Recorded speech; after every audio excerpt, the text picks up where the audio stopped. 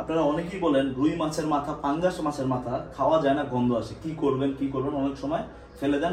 আসলে আমরা যখন রুই মাছের মাথাটা রাখি ফ্রিজে, তখন এইখান থেকে যে এখানে যে ফুলটা থাকে এটা প্রথমত ফেলে দিতে হবে। তারপরে কি করতে হবে, আপনি লেবু দিবেন, লেবুর রস ভালো করে দিবেন, একটা কি দুইটা লেবুর রস দিবেন পুরোপুরি ভাবে সুন্দর করে। দেওয়ার পরে আপনাকে যেটা করতে হবে, লেবুর রসটা দেওয়ার পরে এটার ভিতরে টেবিল